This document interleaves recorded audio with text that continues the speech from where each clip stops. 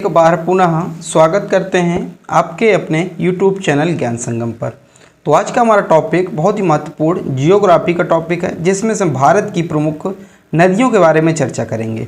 इसमें से हम ये चर्चा करेंगे कि कौन सी नदी हमारे लिए प्रमुख है, तथा इसका उद्गम स्थल कहाँ से है, तथा इसकी सहायक नदियाँ कौन कौन सी, और जहाँ पर हमें ट्रिक की ज़रूरत पड़ेगी, जैसे देखिए यहाँ पर जहाँ पर ट्रिक की ज़रूरत पड़ेगी हम ट्रिक से याद करेंगे, और जहाँ पर मैप की ज़रूरत पड़ेगी, जहाँ पर चित्र की ज़रूरत पड़ेगी, तो आदि चीज़ों को हम बिल्कुल ट्रिक से और इस तरह विस्तार पूर्वक से चर्चा करेंगे। आज की वीडियो में हमारे 100 क्वेश्चन रहेंगे, लेकिन ये 100 क्वेश्चन आपको 150 क्वेश्चन का काम करवाएंगे और विस्तार से हैं। ठीक है, अगर आप विस्तार से वीडियो ढूंढ रहे हैं कि विस्तार से आपको पढ़ना है, तो ये आपके लिए वीडियो पर्याप्त होने वाला है। आप लोग इसको देख लीजिए। आप लोगों से निवेदन है कि आप स्किप मत कीजिएगा, हर एक चीज़ को आराम से समझिए। जो चीज़ समझ में ना आए या तो आप कमेंट में पूछ लीजिएगा, या फिर थोड़ा सा बैक करके फिर उसको दोबारा समझ लीजिएगा। ये आपके लिए बहुत ही इंपॉर्टेंट होने वाला है। इसको देखने के बाद आपका जो नदियों वाला टॉपिक 50% कंप्लीट होने वाला है, अगर आपने इसको मन से देख लिया।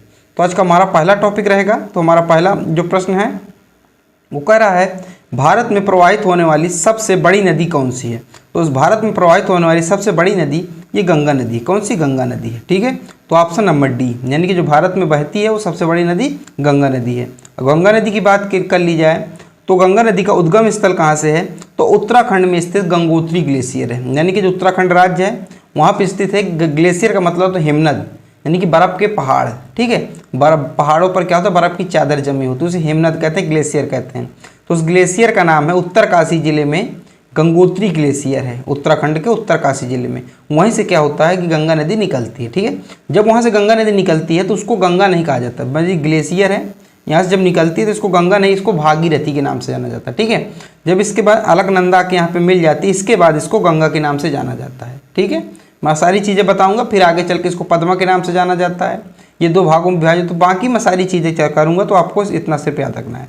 इसकी लंबाई कितनी है, तो 2525। आप लोग 2 बार 25-25 याद कर लीजिए। तो गंगा नदी की कुल लंबाई कितनी है, तो 25-25। भारत की सबसे बड़ी नदी है। ठीक है, और मैदानी क्षेत्रों में प्रवेश कहाँ से करती है, तो मैदानी क्षेत्रों में प्रवेश ये हरिद्वार से करती है। ठीक है, और उत्तर प्रदेश में प्रवेश तो उत्तर में बिजनौर से प्रवेश करती है। और कौन कौन से राज्यों में बहती है, तो 4 राज्यों में बहती है। कौन कौन सी? उत्तर प्रदेश, बिहार, पश्चिम बंगाल और झारखंड।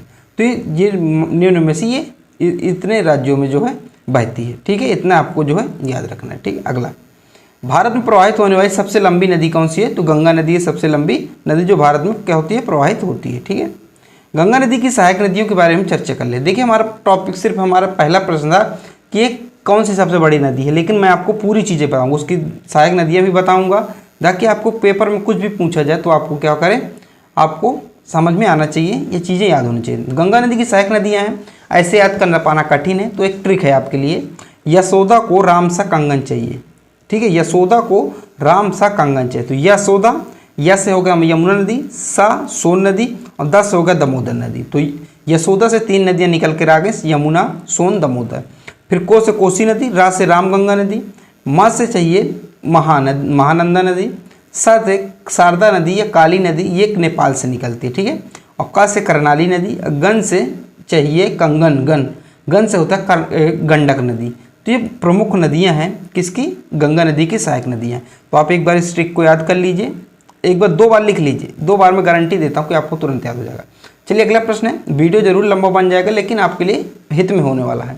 अगला प्रश्न है, सिंधु घाटी सभ्यता का प्रमुख स्थल कालीबंगा किस नदी के तट पर स्थित है, तो घग्गर नदी के तट पर स्थित है। किस? घग्गर नदी के तट पर स्थित। सी हमारा इसका सही उत्तर हो जाएगा। ठीक है, सिंधु घाटी सभ्यता का प्रमुख कालीबंगा राजस्थान के हनुमान जिले में घग्गर नदी के तट पर स्थित है। कालीबंगा से कौन कौन से अवशेष प्राप्त हुए थे, जो कि हिस्ट्री का थोड़ा सा टॉपिक थोड़ा सा यहाँ पे टच करेंगे।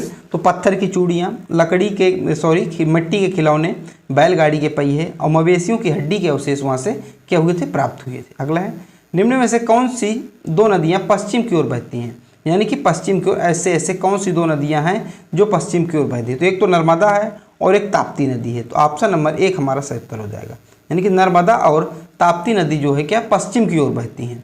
ठीक है, पश्चिम की ओर ऐसे बहते बहते क्या जाती हैं, ये अरब सागर में गिर जाती हैं। ठीक है, देखिए नर्मदा नदी मध्य प्रदेश के अनूप जिले के अमरकंटक से निकलती है। तो नर्मदा नदी का उद्गम स्थल अमरकंटक से है। एवं ताप्ती नदी का उद्गम स्थल मध्य प्रदेश के बैतूल जिले से है। तो अभी मैं आपको मैप में बताऊंगा, नर्मदा नदी तथा ताप्ती नदी दो पहाड़ों के बीच से बहती हैं, दो श्रेणियों के मध्य पर्वतों के बीच से बहती हैं, वो भी मैं आपको चित्र में बताऊंगा। ठीक है, तो दोनों प्रमुख नदियां मध्य प्रदेश की हैं। तो जो नर्मदा नदी है अमरकंटक से निकलती है, और ताप्ती नदी है ये बैतूल के मुल्ताई जिले से निकलती है। ठीक है, अब पश्चिम की ओर बहने वाली नदियाँ कौन कौन सी हैं? पश्चिम की ओर बहने वाली नदियाँ एक बार उसको देख लीजिए। तो इसकी ट्रिक है नाश्ते में घी लो, यानी कि जब नाश्ता ब्रेकफास्ट करते तो उसमें घी लो। तो नाश्ते ना से नर्मदा नदी, सा से साबरमती, ताप्ती, माही, लूनी और घग्गर, ये क्या है? ये पश्चिम की ओर बहने वाली नदियाँ। किस तरफ? पश्चिम की ओर बहने वाली नदियाँ। ठीक है, ये आपको इतना याद रखना है। अगला प्रश्न है हमारा, कौन सी नदी जो एक ब्रिब्रंश यानी कि रिफ्ट वैली से होकर बहती है? तो कौन सी ऐसी नदी है जो रिफ्ट वैली से होकर बहती है? नर्मदा नदी। एक हमारा इसका सही उत्तर हो जाएगा, ए हमारा सही उत्तर होगा। बहुत इंपॉर्टेंट क्वेश्चन है, याद रखिएगा। और ये सारे क्वेश्चन क्या है? प्रीवियस ईयर क्वेश्चन में पूछे गए हैं और बहुत विस्तार से पूछे जाते हैं, अंदर से घुस के एग्जाम में क्वेश्चन पूछे जाते हैं, इसलिए मैं आपको डिटेल से करवा रहा हूँ। अगला प्रश्न, निम्न में से किस नदी को एक विनाशक नदी कहा जाता है? तो किस नदी को एक विनाशक नदी कहा जाता है? तो कोसी नदी को एक विनाशक नदी कहा जाता है, सी हमारा इसका सही उत्तर हो जाएगा। ठीक है, बिहार का शोक भी कोसी नदी को कहा जाता है। अगला है, निम्न में से कौन सी नदी यानी कि ज्वारंद मुख नहीं बनाती? ज्वारंद मुख जो कौन सी नदी नहीं बनाती ये आपसे पूछ रहा है, तो इसका सही उत्तर होगा महानदी, ये नहीं बनाती, डी हमारा इसका सही उत्तर हो जाएगा। अगला प्रश्न है, निम्न में से कौन सी नदी डेल्टा नहीं बनाती? तो कौन सी नदी है जो डेल्टा का निर्माण नहीं करती है? तो इसका सही उत्तर होगा हमारा ऑप्शन नंबर डी, ताप्ती नदी जो है डेल्टा नहीं बनाती है। ठीक है, तो डी हमारा इसका सही उत्तर हो जाएगा। डेल्टा किसे कहा जाता है? तो देखिए, ऐसे भूभाग को कहा जाता है जो नदियों द्वारा लाए गए अवशोषणों के संचय से निर्मित होता है। देखिए ये क्या है? ये ऐसे नदी बह रही नीला नीला, और ये जो ऊपर का भाग है डेल्टा कहलाता है। तो क्या नीचे नीचे नदी चली जाती है और ये मिट्टी वाला भाग क्या ऊपर ऐसे उठ जाता है। ठीक है, तो डेल्टा कहलाता है। अगला, क्षिप्रा नदी निम्न में से किसकी सहायक नदी है? तो जो क्षिप्रा नदी है ये चंबल की सहायक नदी है। किसकी? चंबल की सहायक नदी, तो बी हमारा इसका सही उत्तर हो जाएगा। अगला प्रश्न हमारा, क्षिप्रा के बारे में कुछ महत्वपूर्ण बातें। तो क्षिप्रा नदी को मालवा की गंगा भी कहा जाता है। तो आप लोग याद रखें, मालवा की गंगा किस नदी को कहा जाता है? क्षिप्रा नदी को कहा जाता है। ठीक है, यह भारत की पवित्र नदियों में से एक है। उज्जैन जो है इसी नदी के किनारे स्थित है। ठीक है, उद्गम स्थल की बात करें तो मध्य प्रदेश के इंदौर जिले को जनापाव पहाड़ी से ये निकलती है। ठीक है, अगला है, पंजाब के निर्माण में सबसे महत्वपूर्ण नदी कौन सी है? तो सबसे महत्वपूर्ण नदी कौन सी इसमें से पंजाब का निर्माण हुआ? तो सिंधु की नदी है। सिंधु नदी इसका सही उत्तर हो जाएगा, ऑप्शन नंबर हमारा ए इसका सही उत्तर होगा। और जो सिंधु नदी के बारे में बात करते हैं तो सिंधु नदी है ये भारत के एक तिब्बत यानी कि चीन में एक जगह पड़ती है, सिंघी खमचा, या आप अगर ऐसे बात करें मानसरोवर झील के नीचे ग्लेशियर है बगल से ही, वहाँ से सिंधु नदी भारत में यानी कि बहती है। और भारत में ये लद्दाख में एक जगह है दमचौक, वहाँ से भारत में प्रवेश करती है। इतना आपको याद रखना। लंबाई की बात करें तो 2880 कुल लंबाई है। अब भारत में इसकी लंबाई की बात करें तो 1114 किलोमीटर इसकी भारत में कुल लंबाई है। ठीक है, अगला है, गंगा नदी को बांग्लादेश में किस नाम से जाना जाता है? तो गंगा नदी को जो बांग्लादेश में ये पद्मा के नाम से जाना जाता है। किसमें? पद्मा के नाम से जाना जाता है। अब मैं आपको इसकी स्टोरी पीछे की बता दूं। एक यहाँ पे बांध बनता है जिसको कहते हैं फरक्का, एक स्थान है फरक्का बैराज। तो यहाँ से गंगा नदी दो भागों में विभाजित हो जाती है। तो एक चली जाती है बांग्लादेश, एक चली जाती है कोलकाता, एक शाखा। तो बांग्लादेश में पद्मा कहा जाता है, जो कोलकाता जो शाखा चली जाती है, जिसकी जलधारा चली जाती है, उसे हुगली के नाम से जाना जाता है। तो ये आपको याद रखना है। ठीक है, देखिए अब यही बातें हैं। यहाँ पे लिखा है, पश्चिम बंगाल के फरक्का नामक स्थान से गंगा नदी दो भागों में विभाजित हो जाती है। ठीक है, यहाँ से दो भागों में विभाजित हो जाती है, जिसके जो कोलकाता चली तो हुगली नदी, और जो बांग्लादेश चली जाती है उसे पद्मा नदी के नाम से जाना जाता है। अगला प्रश्न, बांग्लादेश में पद्मा और यमुना जलधाराएं मिलकर किस मुख्य नदी का निर्माण करती हैं? तो किस मुख्य नदी का? तो मेघना का मुख्य निर्माण करती हैं। यानी कि पद्मा यानी कि गंगा नदी और यमुना यानी कि ब्रह्मपुत्र नदी। यमुना बांग्लादेश में ब्रह्मपुत्र नदी को यमुना कहा जाता है। जब दोनों धाराएं मिल जाती हैं तो मेघना का निर्माण करती हैं। अगला है, प्रायद्वीप भारत की सबसे लंबी नदी कौन सी है? तो प्रायद्वीप भारत की सबसे लंबी नदी पूछ रहा है तो गोदावरी नदी है। कौन सी? गोदावरी नदी जो है प्रायद्वीप भारत की सबसे लंबी नदी है। अब प्रायद्वीप भारत का मतलब क्या है? देखिए, मैं आपको पता होगा प्रायद्वीप किसे कहते हैं, लेकिन जिनको नहीं पता मैं आपको बता दूं, प्रायद्वीप ऐसे भाग को कहते हैं जो जल से तीनों ओर से घिरा, तो जल के तीनों ओर से उसे प्रायद्वीप कहा जाता है। तो ये वाला जो पार्ट है भारत का, ये क्या है? प्रायद्वीप कहलाएगा। तो यही जो प्रायद्वीप है इसके भारत की सबसे लंबी नदी आपसे पूछ रहा है, जो मैंने आपको गोदावरी बताया। गोदावरी नदी जो है प्रायद्वीप भारत की सबसे लंबी नदी है। अगर इसके उद्गम की बात करें तो इसका उद्गम जो है त्र्यंबकेश्वर महाराष्ट्र के नासिक जिले से होता है। संबंधित राज्य कौन कौन से जहाँ से बहती है, तो महाराष्ट्र है, छत्तीसगढ़ है, आंध्र प्रदेश है और तेलंगाना है, उड़ीसा है। और ये उपनाम इसका दक्षिण भारत की वृद्ध गंगा या बूढ़ी गंगा भी कहा जाता है। ठीक है, तो दक्षिण भारत की बूढ़ी गंगा इसको कहा जाता है, ये आपको विशेष रूप से याद रखना। अगला है वैनगंगा तथा पैनगंगा किसकी सहायक नदियाँ हैं, तो इसका सही उत्तर होगा ऑप्शन नंबर 1 गोदावरी, इसका एकदम सही उत्तर हो जाएगा। ठीक है, अगला प्रश्न है पंचगंगा और दूधगंगा किसकी सहायक नदियाँ हैं, तो पंचगंगा और दूधगंगा कृष्णा नदी की सहायक नदियाँ हैं, बी हमारा इसका सही उत्तर हो जाएगा। अगला है किशन गंगा किस नदी की सहायक नदी है, तो जो किशन गंगा है ये झेलम नदी की सहायक नदी है, बी हमारा एकदम सही उत्तर यहाँ से हो जाएगा। अगला प्रश्न है कावेरी जल विवाद किन दो राज्यों के बीच है, तो कावेरी जल विवाद है जो ये कर्नाटक और तमिलनाडु के बीच है। किसके किसके बीच, कर्नाटक और तमिलनाडु के बीच है। तो हमारा सही उत्तर क्या हो जाएगा, इसका सही उत्तर होगा सी। अब देखिए सॉरी इसका सही उत्तर क्या होगा, इसका सही उत्तर होगा हमारा डी, कर्नाटक और तमिलनाडु। तो डी हमारा इसका सही उत्तर हो जाएगा। ठीक है, अगला प्रश्न सिंधु जल समझौता कब हुआ था, ये मैं आपको क्वेश्चन थोड़ा डिटेल में पढ़ाऊंगा। ठीक है, सिंधु जल समझौता कब हुआ था, तो सिंधु जल समझौता 1960 में हुआ था। कब, 1960 में हुआ था। बहुत पूछा जाता है, आप लोग याद रखिएगा। ये हुआ क्या था, देखिए कुछ नदियां हैं जो भारत से होकर पाकिस्तान जाती हैं। ठीक है, उनमें से कुछ एक बवाल मचा था कि पाकिस्तान कहता था कि भारत जो है पानी का ज़्यादा उपयोग करता, हमारी तरफ पानी उन नदियों का नहीं आ पाता। तो विश्व बैंक द्वारा 19 सितंबर 1960 में सिंधु जल समझौता करवाया गया था। ठीक है, भारत और पाकिस्तान के बीच। इस समझौते के समय प्रधानमंत्री जवाहरलाल नेहरू थे और पाकिस्तान की तरफ से कौन थे, मोहम्मद आयूब खान थे। इन दोनों ने हस्ताक्षर किया था और विश्व बैंक ने इसमें क्या मध्यस्थता कराई थी। इसमें जो सिंधु नदी प्रणाली से 20% जो पानी भारत और 80% पानी जो पाकिस्तान को दिया जाएगा। अब कौन कौन सी चीज़ें देखिए, सिंधु जल समझौते के तहत 6 नदियों का जल का बंटवारा किया। कौन कौन सी 6 नदी हैं, तो सिंधु, झेलम और चिनाब, ये 3 नदियां हैं। इनका 80% पानी पाकिस्तान उपयोग करेगा और उनमें से 20% पानी भारत उपयोग करेगा। और नीचे जो नदियां हैं रावी नदी, ब्यास नदी, सतलज नदी, इनका जो 80% पानी भारत उपयोग करेगा और 20% पानी पाकिस्तान उपयोग करेगा। ये आपके लिए थोड़ा सा स्लाइड बहुत इंपॉर्टेंट है, इसको आप स्क्रीनशॉट ले लीजिए या फिर मेरे साथ नोट्स बनाते चलिए आप लोग। ठीक है, अगला है भारत और नेपाल के मध्य कौन सी नदी सीमा बनाती है, तो भारत और नेपाल के मध्य कौन सी नदी सीमा बनाती है, तो काली नदी सीमा बनाती है। ठीक है, तो इसका सही उत्तर होगा ऑप्शन नंबर सी। अगला प्रश्न है संकोच नदी किन 2 राज्यों के बीच सीमा बनाती है, जो संकोच नदी है किन 2 राज्यों के बीच, तो असम और पश्चिम बंगाल के बीच जो सीमा बनाती है। तो इसका सही उत्तर क्या हो जाएगा, इसका सही उत्तर होगा ऑप्शन नंबर 1 हमारा एकदम इसका सही उत्तर हो जाएगा। अगला प्रश्न हम की ओर चलते हैं। तो देखिए इसकी बात करें तो इसका उद्गम स्थल उत्तरी भूटान में होता है और भारत के असम में इसका विलय ब्रह्मपुत्र नदी में हो जाता है। भूटान में इसका नाम क्या है, पूना चोंगू छू इसको कहा जाता है। अगला निम्न में से कौन सा शहर गंगा नदी के तट पर स्थित है, तो इस गंगा नदी के तट पर स्थित नहीं है।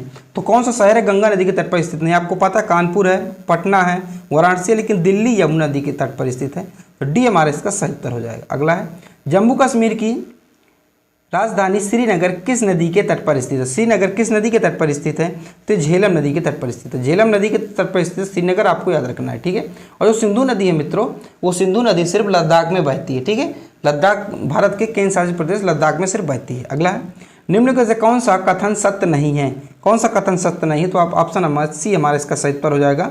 क्या ऑप्शन नंबर सी कह रहा है, सी कह रहा है कावेरी का उद्गम आंध्र प्रदेश में है, नहीं कि कावेरी का उद्गम आंध्र प्रदेश में नहीं है, ये कर्नाटक में है।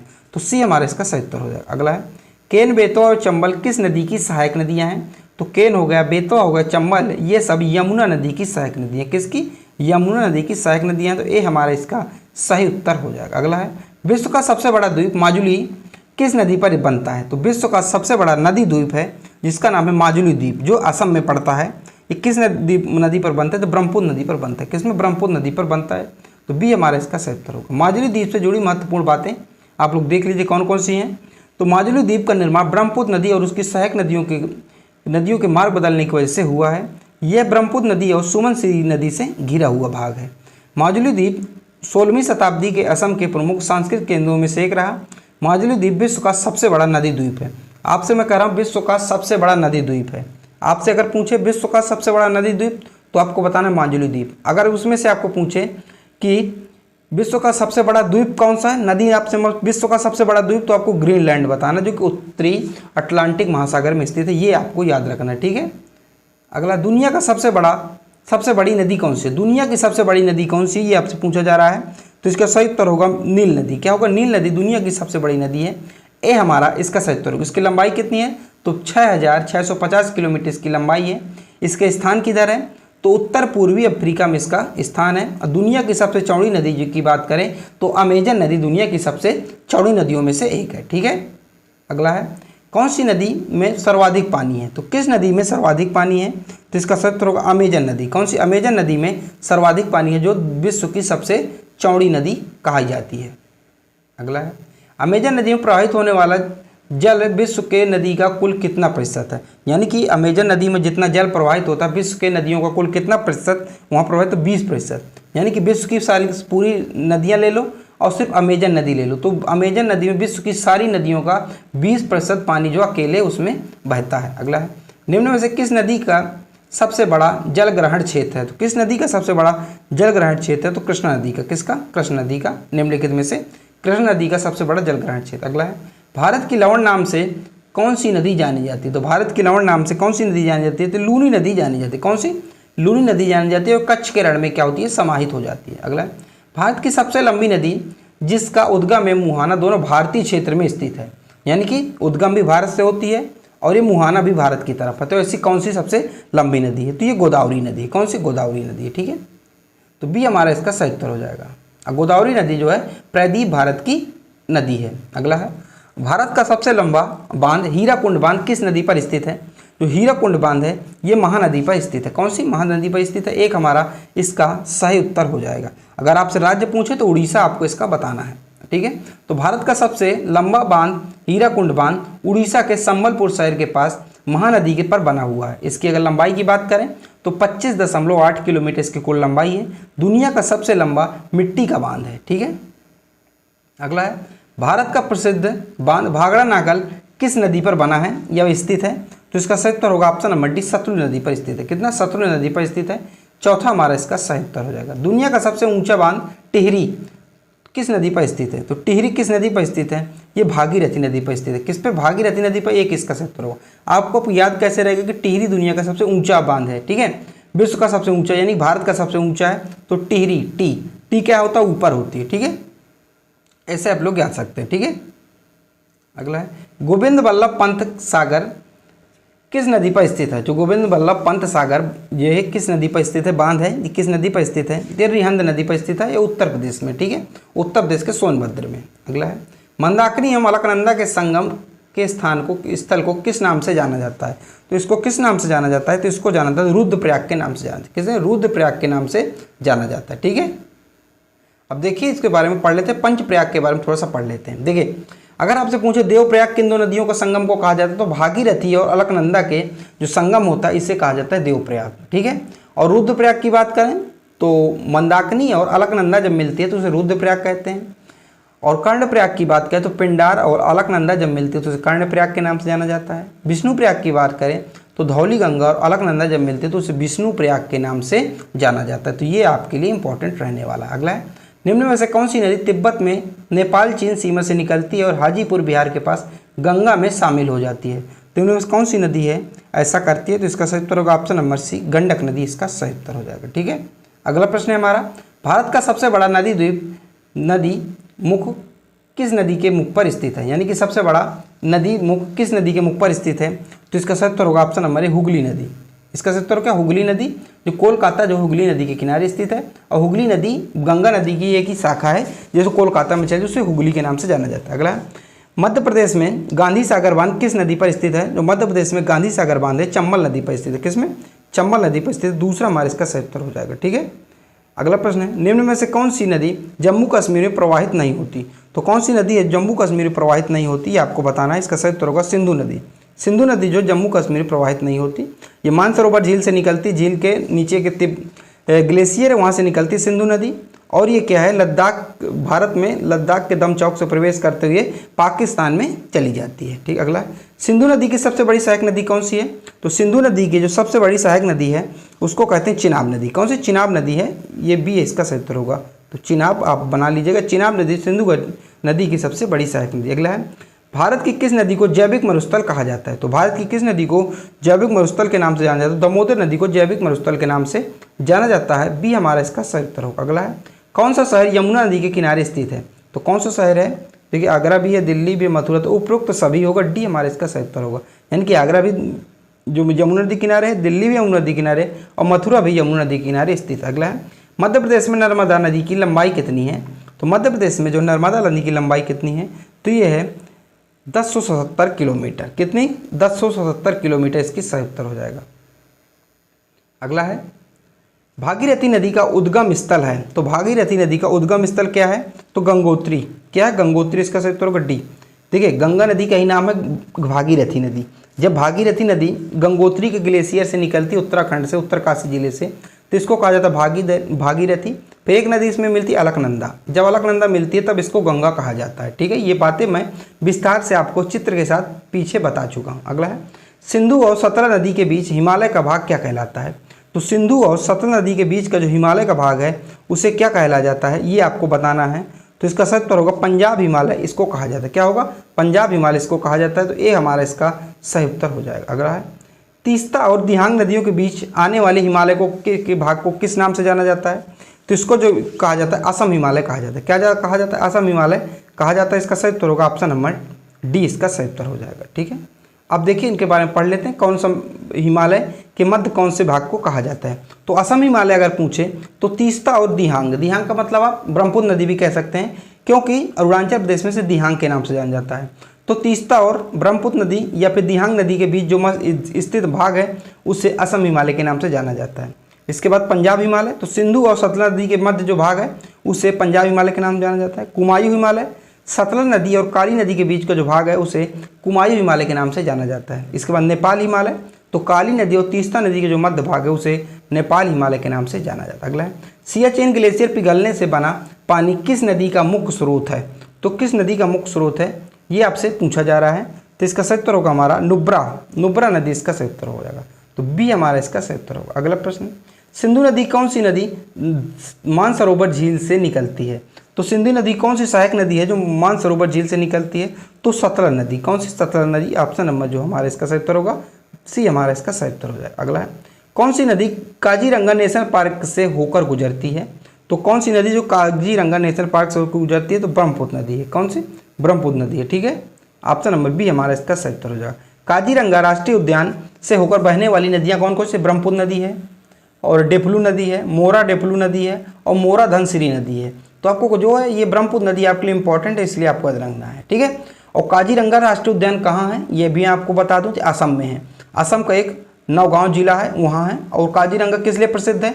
तो यहाँ एक सींग के गैड़े पाए जाते हैं, तो इसलिए काजीरंगा जो है प्रसिद्ध है। ठीक है, आप देख रहे होंगे एक सींग वाले गैड़े यहाँ पाए जाते हैं। ठीक है, अगला है, निम्न में से किस दर्रे के माध्यम से सतलज नदी तिब्बत से भारत में प्रवेश करती है? तो कौन सा दर्रा है जिसके माध्यम से जो सतलज नदी है भारत में प्रवेश करती है, जो कि तिब्बत में इसका उद्गम है? और ये भारत में कहाँ से प्रवेश करती है? तो ये भारत में सिपकिला दर्रे से प्रवेश करती है। ये सिपकिला दर्रा कहाँ है? तो सिपकिला दर्रा हिमाचल प्रदेश में है। ठीक है, और यहाँ से सतलज नदी जो है भारत में प्रवेश करती है और सीधे फिर यहाँ जाके कहाँ मिल जाती है? पाकिस्तान चली जाती है ये।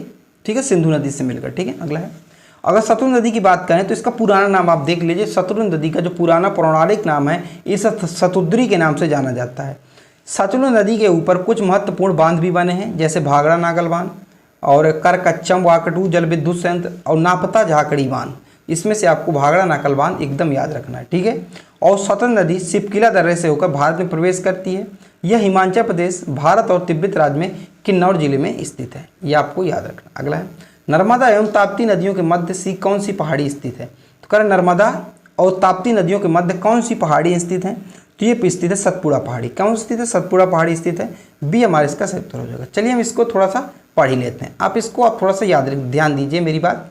देखिए ये है एमपी में, कहाँ है? जो विंध्याचल पर्वत है मध्य प्रदेश में है। ठीक है, और सतपुड़ा पर्वत भी कहाँ है? मध्य प्रदेश में है। अजंता श्रेणी का ये महाराष्ट्र में। ठीक है, अब जो ऊपर क्या विंध्याचल पर्वत है और नीचे क्या सतपुड़ा पर्वत है, इन दोनों के बीच से एक नदी बहती है, उसको कहा जाता है नर्मदा नदी। ये आप देख रहे होंगे, इसको कहा जाता है नर्मदा नदी। ठीक है, और वहीं पर अगर बात करें अजंता श्रेणी से और सतपुड़ा पर्वतों के बीच से एक नदी बहती है, उसको कहते हैं ताप्ती नदी। तो आप इस डायग्राम को एक बार मन में बैठा लीजिए, एक बार तीनों पहाड़ बना लीजिए और दो नदियों को बहा दीजिए, ऊपर नर्मदा है, नीचे ताप्ती है।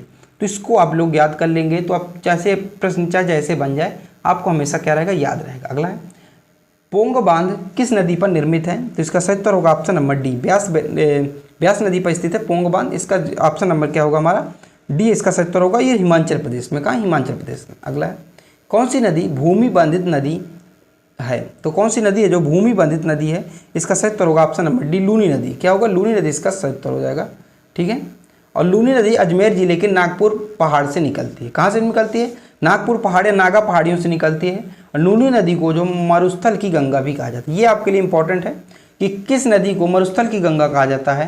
तो ये लूनी नदी को मरुस्थल की गंगा कहा जाता है, क्योंकि मेन रूप से क्या मरुस्थल वाले एरियो में बहती है और वहाँ पे काफ़ी इसके सिंचाई ऊंचाई से होता है, इसलिए उसको गंगा का दर्जा दिया गया। अगला, सिंधु नदी का उद्गम किस स्थान से होता है? तो सिंधु नदी का उद्गम है ये चीन तिब्बत से होता है। ठीक है, चीन तिब्बत से होता है।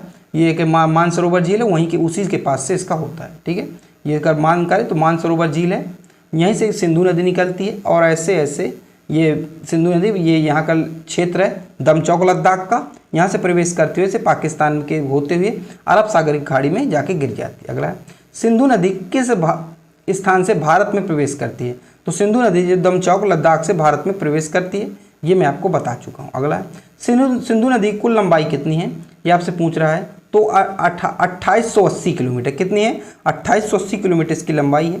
अगर भारत में पूछे कितनी बहती है, तो भारत में बहती है 1114 यानी 1114 किलोमीटर। अगला है, सिंधु नदी भारत के किस एकमात्र राज्य केंद्र शासित प्रदेश में बहती है? तो ये बहती है किसमें? सिर्फ मात्र लद्दाख में बहती है और फिर ये पाकिस्तान में चली जाती है। अगला है, लेह शहर यानी लद्दाख किस नदी के तट पर बसा हुआ है यानी किनारे है?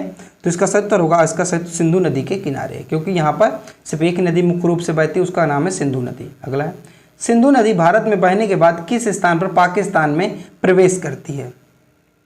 तो उस स्थान को क्या कहा जाता है? उसको स्थान को कहा जाता है दर्दी स्थान। क्या कहा जाता है? दर्दी स्थान से पाकिस्तान में प्रवेश करती है। ठीक है, अगला है, निम्न में से कौन सी नदी सिंधु नदी की सहायक नदी नहीं है? तो कौन सी नदी है जो सिंधु नदी की सहायक नदी नहीं है? देखिए, रावी है, रावी है, सतलज, चिनाब है, लेकिन यमुना नदी गंगा नदी की सहायक नदी है, ना कि सिंधु नदी की। ठीक है, और सिंधु नदी की प्रमुख सहायक नदियाँ देख लीजिए, चेलम, ब्यास, सतलज, चिनाब, रावी, श्योक इसकी प्रमुख नदियाँ हैं। अगला है, सिंधु नदी की सबसे बड़ी सहायक नदी कौन सी है? तो सिंधु नदी की सबसे बड़ी सहायक नदी चिनाब नदी है, डी इसका सही उत्तर हो जाएगा। और चिनाब नदी जो दो धाराओं से मिलकर बनी है, कौन कौन सी दो धाराएं हैं? ये पूछा जाता है कि चिनाब नदी का जो है, चिनाब नदी किन दो धाराओं से मिलकर बनी है, ये एग्जाम में पूछा जाता है। तो एक का नाम है चंद्रा, एक का नाम है भागा, ऐसे आप समझ लीजिए, ऐसे ये इसका नाम है चंद्रा और इसका नाम है भागा, ये दोनों एक जगह मिल जाती हैं, फिर ये दोनों नदियाँ क्या, दोनों धाराएं आपस में मिलकर चलती हैं, तो इसको चिनाब नदी कह दिया जाता है। ठीक है, अगला है, निम्न में से किस नदी के नाम पर भारत का नाम इंडिया और हिंदुस्तान पड़ा? तो किस नदी के नाम पर भारत का नाम इंडिया और हिंदुस्तान पड़ा?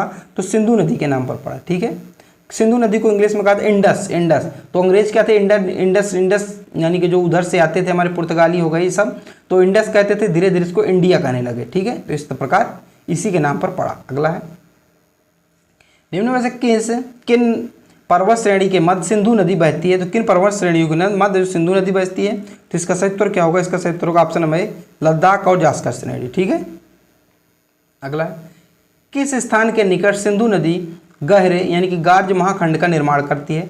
तो किस स्थान? तो गिलगिट एक स्थान है, तो बी हमारा इसका सही उत्तर हो जाएगा। ठीक है, अगला है, रावी नदी का उद्गम भारत के किस राज्य से होता है? तो रावी नदी का उद्गम भारत के किस राज्य से होता है? तो हिमाचल प्रदेश से होता है। किससे? हिमाचल प्रदेश से होता है। ठीक है, तो ऑप्शन नंबर डी हमारा इसका सही उत्तर हो जाएगा। ठीक है, अगला प्रश्न है, रावी नदी के बारे में कुछ महत्वपूर्ण तथ्य कौन कौन से हैं? तो अगर इसके उद्गम की बात करें तो उसका उद्गम कहाँ से होता है? तो हिमाचल प्रदेश के पास कांगड़ा जिले में होता है। ठीक है, और धौलाधर पर्वत श्रेणी से इसका उद्गम होता है रावी नदी का। यह नदी लगभग 720 किलोमीटर लंबी और पाकिस्तान में प्रवेश करती है। रावी नदी का प्रवाह की बात करें तो जम्मू कश्मीर हो गया, पंजाब हो गया और फिर पाकिस्तान में चली जाती है। ठीक है, अगला है, रावी नदी किन दो पर्वत श्रेणी के मध्य से होकर बहती है? तो रावी नदी है किन दो पर्वत श्रेणियों के मध्य से होकर बहती है? तो इसका सही उत्तर होगा पीर पंजाला और धौलाधर। तो धौलाधर इसका बी इसका सही उत्तर हो जाएगा। अगला है, निम्न में से किस नदी को मध्य एशिया में मृत्यु की नदी के नाम से भी जाना जाता है? तो इसका सही उत्तर होगा ऑप्शन नंबर बी, श्योक नदी के नाम से जाना जाता है, क्योंकि इसकी ढलान और इसके तेज प्रभाव के कारण इसको मृत्यु की नदी भी कहा जाता है। प्राचीन काल में एक घटना घटी थी कि कुछ व्यापारी इसको पार करने की कोशिश कर रहे थे और इसको पार नहीं कर पाए थे, तो उनकी क्या हो गई थी, मृत्यु हो गई थी इसको, इसलिए इसको श्योक नदी के नाम से भी जाना जाता है। अगला है, भारत की राष्ट्रीय नदी के रूप में किस नदी को जाना जाता है? तो भारत की राष्ट्रीय नदी कौन सी? गंगा नदी, ये आपका सभी को पता होगा, ठीक है। और अगर बात करें तो भारत को राष्ट्रीय नदी का दर्जा कब दिया गया, यानी कि गंगा नदी को भारत की राष्ट्रीय नदी का दर्जा कब दिया गया? तो 4 नवंबर 2008 को इसको दिया गया था। और कहाँ से निकलती गंगा नदी? तो गोमुख, उत्तराखंड के उत्तरकाशी जिले के गोमुख से निकलती है और बंगाल खाड़ी में गिर जाती है। इसकी लंबाई तो 2525 किलोमीटर इसकी कुल लंबाई है। ये उत्तराखंड, फिर उत्तर प्रदेश, बिहार, पश्चिम बंगाल ऐसे होते हुए चली जाती है। अगला है, बद्रीनाथ धाम किस नदी के किनारे स्थित है? जो बद्रीनाथ धाम है किस नदी के किनारे स्थित है? अलकनंदा नदी के किनारे स्थित है। सी हमारा इसका सही उत्तर हो जाएगा। विश्व प्रसिद्ध केदारनाथ धाम किस नदी के किनारे स्थित है? तो विश्व प्रसिद्ध केदारनाथ धाम है जो ये मंदाकिनी नदी के किनारे स्थित है। क्या मंदाकिनी नदी के किनारे स्थित है? बी हमारा इसका सही उत्तर हो जाएगा। अगला है, निम्न में से गंगा नदी भारत के किस राज्य में से नहीं गुजरती है? यानी कि गंगा नदी जो भारत किस राज्य में से नहीं गुजरती है, तो ये आपसे पूछा जा रहा है। तो गंगा नदी छत्तीसगढ़ से नहीं गुजरती। कहाँ से? छत्तीसगढ़ से नहीं गुजरती, बाकी उत्तराखंड से, उत्तर प्रदेश से गुजरती है, और बिहार, झारखंड, उत्तराखंड और ये हो गया आपका पश्चिम बंग, यहाँ से उतरती है, लेकिन ये छत्तीसगढ़ से नहीं गुजरती। तो डी हमारा इसका सही उत्तर हो जाएगा, ठीक है। गंगा नदी की बात करें तो उत्तराखंड के उत्तरकाशी ग्लेशियर से निकलती है, बहुत मैं बार बता दूँ, गंगोत्री ग्लेशियर से निकलती है। ये उत्तर प्रदेश, बिहार, पश्चिम बंगाल और उत्तराखंड से बहती है, ठीक है, और जिसमें झारखंड भी शामिल है। गंगा नदी को भागीरथी के नाम से भी जाना जाता है। पहले भागीरथी इसका नाम रहता है, इसके बाद जब अलकनंदा इसमें जाकर मिलती है तो इसका नाम फिर गंगा पड़ता है, ठीक है। गंगा नदी की सहायक नदियों की बात करें तो रामगंगा, गोमती, घाघरा, गंडक, कोसी और महानंदा शामिल है। मैं आपको इस चीज़ें इसलिए बार बार इसलिए बता रहा हूँ कि आपकी चीज़ें क्या हो जाए, याद हो जाए। अगला है, गंगा नदी की सबसे लंबी सहायक नदी कौन सी है? तो यमुना नदी जो गंगा नदी की सबसे सहायक लंबी नदी है। और यमुना नदी की सबसे लंबी सहायक नदी पूछे आपसे कि सबसे बड़ी सहायक नदी कौन सी है, तो इसको आपको बताना है कौन सी नदी है। अच्छा, ये आप लोग बताइए कि यमुना नदी की सबसे बड़ी जो लंबी सहायक नदी कौन सी है, आपको बताना है, ठीक है। यमुना नदी के बारे में कुछ महत्वपूर्ण तथ्य है। इसका उद्गम स्थल तो वही उत्तराखंड की यमुनोत्री ग्लेशियर से होता है। इसकी लंबाई तो 1376 किलोमीटर की लंबाई है। भारत में बहते हुए दिल्ली, उत्तर प्रदेश, बिहार में होकर आगे बढ़ती है। मुख्य सहायक नदियाँ की बात करें तो गंगा की केन हो गया, घाघरा हो गया, कोसी इसकी मुख्य सहायक नदियाँ हैं। अगला है, लखनऊ शहर गंगा नदी के किस सहायक नदी के तट पर स्थित है? तो गोमती नदी के स्थित है, गोमती, ठीक है। इसका सही उत्तर होगा। और गोमती नदी कहाँ से निकलती है? तो गोमती नदी जो है पीलीभीत में एक झील है, उस झील का नाम है फूलहर झील। फूलहर झील से निकलती है गोमती नदी, ठीक है। और गोमती नदी क्या है? एक मैदानी नदी है, क्योंकि ये मैदान से इसका उद्गम होता है, ठीक है। अगला है, गंगा की सहायक नदियाँ जिनका उद्गम नेपाल से होता है, तो कौन सी गंगा की ऐसी कौन सी सहायक नदी है जिसका उद्गम स्थल जो नेपाल से होता है, तो कौन सी है? तो गंडक हो गया, कोसी, काली, सभी हैं, तो डी इसका सही उत्तर हो जाएगा हमारा, सभी हमारा इसका सही उत्तर हो जाएगा। अगला है, गंगा नदी की सहायक सोन नदी का उद्गम कहाँ से होता है? तो गंगा नदी की जो सहायक नदी है जिसको कहते हैं सोन नदी, इसका उद्गम स्थल कहाँ से? तो अमरकंटक से होता है, ठीक है। अगर आपने अगर ट्रिक से नहीं याद किया गंगा नदी की सहायक नदियाँ, तो आप प्लीज़ गुजारिश है कि याद कर लीजिए, नहीं लेकिन क्योंकि आप अगर ट्रिक से नहीं याद करेंगे तो आप हमेशा परेशान रहेंगे, ठीक है। भारत में गंगा नदी की अंतिम सहायक नदी कौन सी है? तो भारत में जो गंगा नदी की जो अंतिम सहायक नदी है वो है महानंदा। कौन सी है? महानंदा, बी इसका सही उत्तर हो जाएगा। अगला प्रश्न है, फरक्का बैराज बांध से गंगा नदी किन दो जलधाराओं में बढ़ जाती है? तो जो फरक्का नामक स्थान है ये किन दो जलधाराओं में बढ़ जाती है? तो ये हुगली और पद्मा में बढ़ जाती है, तो डी है इसका हमारा सही उत्तर हो जाएगा, ठीक है। यहाँ पे फरक्का बांध है, यहाँ से क्या होता है, गंगा नदी दो जलाओं में बढ़ जाती है। एक को हम कह देते हैं पद्मा और एक को कह देते हैं हुगली। तो हुगली एक कोलकाता की तरफ चली जाती है शाखा, और ये पद्मा जो बांग्लादेश की तरफ जाती है। इसलिए कहते हैं कि बांग्लादेश में गंगा नदी को पद्मा के नाम से जाना जाता है। और वही शाखा जब दूसरी शाखा जो हमारी, तो दूसरी शाखा चली जाती है कोलकाता की तरफ, इसलिए कहते हैं कि कोलकाता जो हुगली नदी के किनारे स्थित है। ये सब सारी चीज़ें आपको याद रखनी चाहिए। अगला है, पश्चिम बंगाल का कोलकाता शहर किस नदी के किनारे बसा है? तो ये हुगली नदी किनारे बसा है, चूँकि मैं आपको बार बार ये चीज़ें क्या बता रहा हूँ। अगला है, बांग्लादेश में गंगा नदी को किस नाम से जाना जाता है? तो इसको पद्मा के नाम से जाना जाता है। ठीक है, अगला है हुगली नदी किस सहायक नदी को पश्चिम बंगाल का शोक कहा जाता है? तो पश्चिम बंगाल का शोक किस नदी को कहा जाता है? तो पश्चिम बंगाल का शोक दामोदर नदी को कहा जाता है। अगर आप पूछे बिहार का शोक, तो बिहार का शोक कोसी नदी को कहा जाता है। ठीक है, ये अपने बाढ़ के कारण इसको शोक कहा जाता है, क्योंकि इसमें क्या अत्यधिक विनाश होता है। अगला है सुंदरवन डेल्टा का निर्माण किन दो नदियों का द्वारा किया जाता है? तो सुंदरवन डेल्टा का निर्माण जो गंगा नदी और ब्रह्मपुत्र नदी द्वारा किया जाता है। डी हमारा इसका सही उत्तर होगा। ठीक है, यहाँ से गंगा नदी आती है, यहाँ से ब्रह्मपुत्र नदी आती है और यहीं पे सुंदरवन डेल्टा का निर्माण करती है। अब इसका नाम सुंदरवन क्यों पड़ा? क्योंकि यहाँ पर इस क्षेत्र में जो है सुंदरी नामक वृक्ष पाए जाते हैं। क्या पाए जाते हैं? सुंदरी नामक वृक्ष पाए जाते हैं। ये आधा हिस्सा जो पश्चिम बंगाल के अंतर्गत आता है और आधा बांग्लादेश के अंतर्गत आता है। ठीक है, अगला है ब्रह्मपुत्र नदी जब बांग्लादेश में प्रवेश करती है तो इस नदी को किस नाम से जाना जाता है? तो ब्रह्मपुत्र नदी जब बांग्लादेश में प्रवेश करती है तो इसको जमुना नाम के नाम से जाना जाता है। जमुना नाम से जाना जाता है। सी हमारा इसका सही उत्तर हो जाएगा। ठीक है, अब ब्रह्मपुत्र नदी के बहुत जगह अलग अलग नाम है, इसको आप देख लीजिए।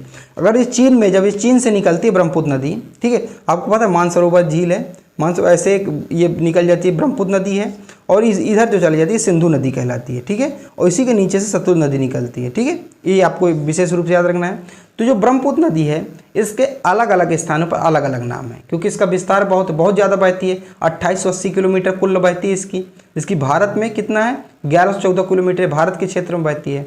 अगर चीन में बात करें तो यारलुंग यानी चियांग या यारलुंग इसको कहा जाता है चीन में। तिब्बत में इसको सांगपो के नाम से इसे तिब्बत में जाना जाता है, यानी कि ब्रह्मपुत्र नदी को तिब्बत में सांगपो के नाम से जाना जाता है।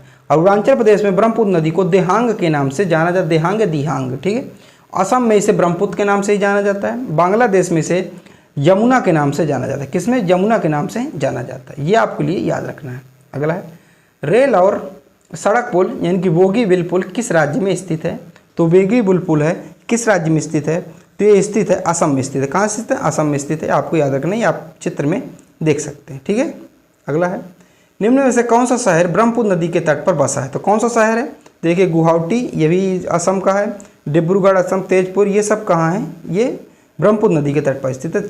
डी हमारे इसका सही उत्तर हो जाएगा। अगला है भारत का सबसे लंबा सड़क पुल किस नदी पर बना है? तो भारत का सबसे लंबा जो सड़क पुल है किस नदी पर बना है? ये लोहित नदी पर बना है। और लोहित नदी कहाँ है? ये असम में। कहाँ है? असम में है। तो बी हमारा इसका सही उत्तर हो जाएगा। ठीक है, अगला प्रश्न है सिंधु नदी जल समझौते के अनुसार भारत सिंधु तंत्र का कितना प्रतिशत जल उपयोग करेगा? तो 20%। ये पहले मैं आपको पूरी चीज़ें बता चुका हूँ कि 6 हुआ था। ये देखिए, ये मैं फिर बता रहा हूँ कब हुआ था सिंधु जल समझौता। तो 19 सितंबर 1960 को हुआ था। उस समय भारत के प्रधानमंत्री थे पंडित जवाहरलाल नेहरू, और जो पाकिस्तान की तरफ से आए थे समझौता करवाने, उनके राष्ट्रपति का नाम था मार्शल मोहम्मद आयूब खान थे। और विश्व बैंक ने इसकी क्या थी? मध्यस्थता कराई थी। और सिंधु नदी प्रणाली से 20% पानी पाकिस्तान, 20% भारत और 80% पानी पाकिस्तान उपयोग करेगा। अगर आपको ये चीज़ समझ में नहीं आ रही है तो आप थोड़ा सा पहले का वीडियो देख लीजिए। पहले का वीडियो का मतलब है आप थोड़ा सा 50 क्वेश्चन के अंदर, यानी कि 30-35 नंबर पे एक क्वेश्चन है जिसमें मैंने डिटेल्स इसको बताया, आप उसको देख लीजिए। अगर आप शुरू से वीडियो देख रहे हैं तो आपको चीज़ें समझने में दिक्कत नहीं होगी। ठीक लग रहा है? पाकिस्तान द्वारा सिंधु जल समझौते के अनुसार सतलुज नदी, ब्यास और रावी नदी का कितना प्रतिशत पानी उपयोग करेगा? तो पाकिस्तान कितना प्रतिशत पानी उसका उपयोग करने वाला, ये आपसे पूछा जा रहा है। तो इसका सही उत्तर होगा 20%। कितना? 20%। यानी कि देखिए सतलुज नदी, ब्यास नदी और रावी नदी, कौन सी? सतलुज नदी, ब्यास नदी और रावी नदी, इन 3 नदियां हैं जो इनका जो 20% उपयोग जो पाकिस्तान करेगा और 80% पानी जो है भारत उपयोग इसका करने वाला है। ठीक है, अगला है दूधसागर जलप्रपात किस राज्य में स्थित है? ये आपसे पूछा जा रहा है। दूधसागर जलप्रपात किस राज्य में स्थित है? गोवा में स्थित है। कहाँ है? गोवा में स्थित है। क्यों इसको दूधसागर कहा जाता है? देखिए जब ये बहता है तो ऐसा लगता है कि दूध बह रहा है। ठीक है, और ये घूमने के लिए अच्छी एक जगह मानी जाती है। अगला है कृष्णा नदी जल विवाद किन 2 राज्यों के बीच है? तो कृष्णा नदी जल विवाद किन 2 राज्यों के बीच है? तो ये है ऑप्शन नंबर आंध्र प्रदेश और कर्नाटक के बीच है। ठीक है, तो ये हमारे यहाँ से सही उत्तर हो जाएगा। अगला प्रश्न है प्रायद्वीप नदियों की लंबाई के अनुसार कौन सा सही घटता क्रम है? तो कौन सा सही घटता क्रम है ये आपसे पूछा जा रहा है। तो इसका सही उत्तर होगा ऑप्शन नंबर 1 गोदावरी, कृष्णा और नर्मदा महानदी। ठीक है, लंबाई के अनुसार इससे बात की जा रही है। अगला है, इडुक्की परियोजना का संबंध किस नदी से है? तो जो इडुक्की परियोजना है इसका संबंध जो है पेरियार नदी से। किस नदी से? पेरियार नदी से। तो सी हमारा इसका सही उत्तर हो जाएगा। कौन सा उत्तर होगा? सही, सी उत्तर इसका सही उत्तर होगा। पी कहाँ है? ये केरल में है। ठीक है। अगला है, केरल राज्य की सबसे प्रमुख नदी कौन सी है? तो केरल राज्य की सबसे प्रमुख नदी निम्न में से पेरियार नदी। कौन सी? पेरियार नदी है। ठीक है, बी हमारा इसका सही उत्तर हो जाएगा। ठीक है। अगला है, भारत के पश्चिम की ओर बहने वाली सबसे लंबी नदी कौन सी है? जो भारत के पश्चिम की ओर, ऐसे ऐसे पश्चिम की ओर बहती है, तो सबसे लंबी नदी कौन सी है? तो ये नर्मदा नदी। कौन सी? नर्मदा नदी है। बी हमारा इसका सही उत्तर हो जाएगा। अगला प्रश्न है हमारा, अरब सागर में गिरने वाली भारत की सबसे लंबी नदी कौन सी है? जो अरब सागर में गिरती है, तो इसका सही उत्तर होगा हमारा नर्मदा। कौन सी? इसका सही उत्तर क्या होगा? अरब सागर। तो इसका सही उत्तर होगा नर्मदा नदी। क्या होगा इसका सही उत्तर? नर्मदा नदी अरब सागर में गिरने वाली भारत की सबसे लंबी नदी है। ठीक है, यहाँ से निकलती है और अरब सागर में से गिर जाती है। आपको पता होगा इस साइड का क्या, इसे अरब सागर कहा जाता है, इसके नीचे का मध्य सागर, हिंद महासागर, और इधर बंगाल की खाड़ी, यहाँ इसे कहा जाता है। अगला, गुजरात का काकापारा परमाणु संयंत्र किस नदी के किनारे स्थित है? तो किस नदी के किनारे स्थित है? ये ताप्ती नदी के किनारे स्थित है। किसके? ताप्ती नदी के किनारे स्थित है। डी हमारा इसका सही उत्तर हो जाएगा। अगला है, निम्न में से कौन सी नदी कच्छ के रण में लुप्त हो जाती है? तो कौन सी नदी जो कच्छ के रण में लुप्त हो जाती है? इसे सही का सही उत्तर होगा लूनी नदी है, जो कच्छ के रण में लुप्त हो जाती है। इसे जो मरुस्थल की गंगा भी कहा जाता है, ये भी मैं आपको बता चुका हूँ। तो जो हमारे थे 100 क्वेश्चन मैंने आपको पूरे करवा दिए, अब विथ डिटेल पूरे करवाए हैं, और ट्रिक के माध्यम से भी मैंने इसको बताने की आपको भरपूर कोशिश की है कि आपको चीज़ें जो है लंबे समय तक याद रहें। ट्रिक और इमेज एक ऐसी चीज़ होती है जिससे आपको चीज़ें लंबे समय तक याद रहती हैं। इसमें मैंने दोनों चीज़ों का प्रयोग किया है, और विस्तार में भी अगर कहें तो तीनों चीज़ों को प्रयोग किया है। तो चलिए मिलते हैं अगले वीडियो पर, जब तक के लिए जय हिंद।